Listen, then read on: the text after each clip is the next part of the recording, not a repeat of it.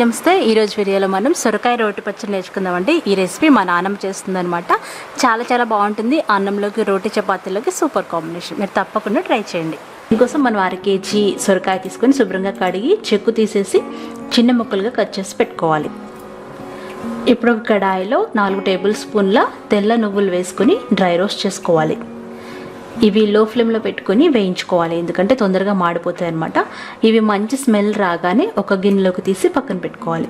ఇప్పుడు అందులో 2 టేబుల్ స్పూన్ల నూనె వేడి చేసి నూనె వేడయ్యాక 2 టేబుల్ స్పూన్ల మినపప్పు, అలాగే 2 టేబుల్ స్పూన్ల ధనియాలు, 1 టీ స్పూన్ జీలకర్ర వేసి నూనెలో వేయించుకోవాలి। 2-3 నిమిషాలు వేయించాలి।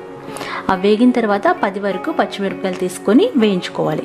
ఈ పచ్చిమిరపకాయలు కట్ చేసి వేసుకుంటే మన మొహం మీద తుళ్ళకుండా ఉంటాయన్నమాట। ఒకవేళ మీరు డైరెక్ట్ మిర్చి వేసుకుంటే మూత పెట్టుకోవాలి। ఇప్పుడు అందులో గుప్పెడు కొత్తిమీర వేసి దాన్ని కూడా 1-2 నిమిషాలు వేయించాలి। బాగా వేగిన మిశ్రమాన్ని చల్లారబెట్టుకోవాలి।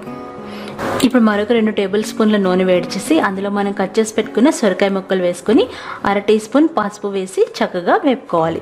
పచ్చిదనం అంతా పోయేంత వరకు 6-7 నిమిషాలు బాగా వేయించుకోవాలి। మీడియం ఫ్లేమ్లో పెట్టుకొని వేయించుకోండి। చూసారు కదా, ఇలా బాగా వేగిన తర్వాత చల్లారబెట్టుకోవాలి। ఒక చిన్న మిక్సీ జార్ తీసుకొని ముందుగా వేయించిన మిశ్రమం వేసి అందులో తగినంత ఉప్పు, 2 అంగుళాల వరకు నానబెట్టి పెట్టుకున్న చింతపండు, కొంచెం నీళ్లు వేసి మెత్తగా గ్రైండ్ చేసుకోవాలి।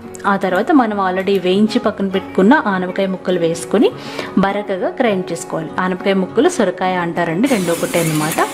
ఈ విధంగా బరకగా గ్రైండ్ చేసుకున్న మిశ్రమాన్ని ఒక గిన్నెలోకి తీసుకొని పోపు పెట్టుకోవాలి। పోపు కోసం 1 టీ స్పూన్ నూనె వేడి చేసి అందులో ఆవాలు, జీలకర్ర, శనగపప్పు, మినపప్పు, అలాగే ఎండుమిరపకాయలు, వెల్లుల్లి రెబ్బలు, కరివేపాకు, కొంచెం ఇంగువ వేసి పోపుని చక్కగా వేయించుకోవాలి। వేగిన ఈ పోపుని పచ్చడి మీద వేసుకోవాలి।